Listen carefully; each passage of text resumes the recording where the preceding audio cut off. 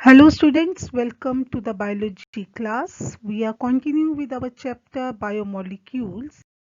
In our previous session, we have started with the micromolecules in which we discussed about the simple carbohydrates and lipids, and today we are going to discuss another micromolecule, that is your amino acids. What are amino acids? Amino acids are the monomers of proteins, means they are the simple unit of proteins. They are the organic micromolecules formed of carbon, hydrogen, oxygen and nitrogen. So one more element is present in the amino acid as compared to the carbohydrates and the lipids, which are made up of formed of carbon, hydrogen, oxygen, whereas in amino acid along with carbon, hydrogen and oxygen we are having one more element, that is the nitrogen. In some of the amino acid they may contain the sulfur sometimes. Amino acids are those organic compounds which contain an amino group and an acidic group as a substituent on the same carbon. So as you can see in this picture, that is, this is the carbon having the four valences 1, 2, 3 and 4th. And at the one end you can have the amino group, that is NH2. In the another end you can have the carboxylic group, that is COOH, that is your acidic group. And at one we are having the H, that is your hydrogen. And there is an R. R is the side chain, and with the change of that R we have our 20 amino acids. So the general formula of amino acid, they are the substituted with four substituent groups occupying the four valency positions of the carbon, and these are: number 1 is hydrogen, number 2 is carboxylic group, number 3 is amino, and variable group that is being designed as the R group. Depending upon the nature of R group, there are 20 amino acids that occur in the protein. So total we are known with 20 amino acids, and the arrangement, the sequence, the numbering of 20 amino acids, they form the millions of the protein. The physical and the chemical properties of amino acid depends on the amino, carboxylic and the R functional group of them. So here you can see this is the amino group, this is carboxylic group, this is hydrogen, and this is the side chain. And if that side chain, that is R, is replaced by H, the name of amino acid is glycine. If this is being replaced by CH3, that is methyl group, the name of amino acid is alanine. And if that is present CH2OH, that is the alcoholic group, then the name of amino acid is serine. So depending upon the nature of the R group, and there are different types of the amino acid, you can see we are having three examples over there. And the physical and the chemical properties of amino acid depends upon the amino, carboxylic as well as the R group. Next, a very important is classification of amino acids. Depending upon the number of amino group and carboxylic group, amino acids are of three types, that is basic amino acid, acidic amino acid and neutral amino acid. So first, that is your basic amino acid, the amino acid in which the number of free amino group, that is NH2, is more than that of the carboxylic group. So in this structure you can see we can have one amino group as well as two amino group, but there is only one carboxylic group. So we are having more amino group as compared to the carboxylic group. So that is a basic amino acid, and name of that amino acid is lysine. Here again you can observe that is NH2, that is NH2, that is NH2. So we are having more of the amino group, that is NH2, as compared to the carboxylic. Again, that is a basic amino acid, and the name of that amino acid is arginine. And here you can have, that is NH2, and there is free of that, that is the histidine. So we are having a three basic amino acid, that is lysine, arginine and histidine. Why they are called as the basic amino acids? Because they are having a free amino group more than the carboxylic group. The next is your acidic amino acid, that is amino acid in which the number of free carboxylic groups are more than that of the amino group. So we are having two examples of the acidic in which the number of free carboxylic groups are more than the amino group, that is glutamic acid and aspartic acid. So here you can have, that is your carboxylic group number 1 and number 2, and only one amino group is there. So we are having a more than one carboxylic group as compared to the amino group. Similarly, in the glutamic acid, we are having one carboxylic group, two carboxylic group, and only one amino group. So that's why this is known as your acidic amino acids.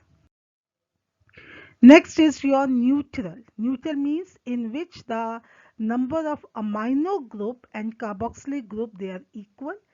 Rest all the amino acid as compared to the lysine, arginine, histidine, aspartic acid, glutamic acid.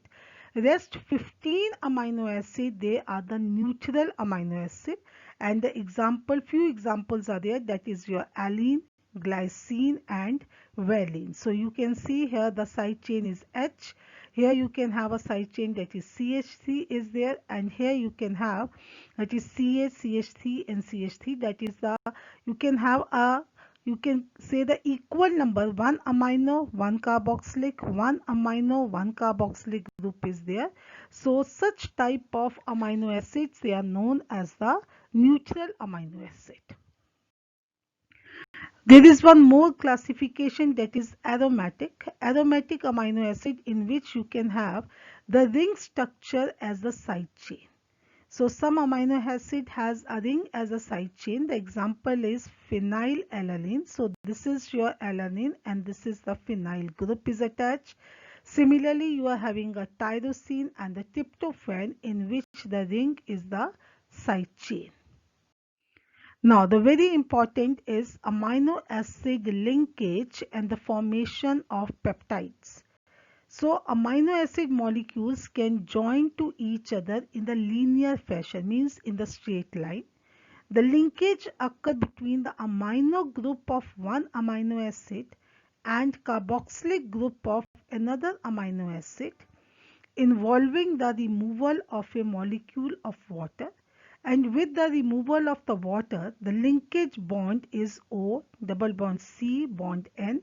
So formed is called as a peptide bond. A small chain of amino acid linked through peptide bond is called as a peptide chain, and the large peptide chain is called as a polypeptide. And it will be more clear with this particular figure or the structure, that is one amino acid in which, and this is your second amino acid, and there is formed the, you can say, the linkage between the carboxylic group and the amino group, and with the removal of H2O they form the bond between them, that is, this is called as the peptide bond.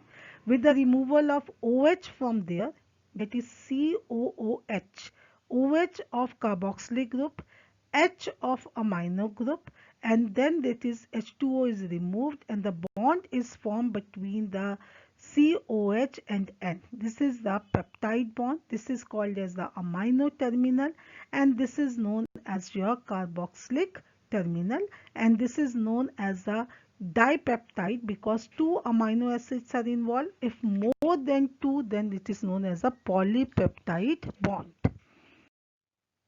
There is one special property of the amino acid that is known as a Zwitter ionic form.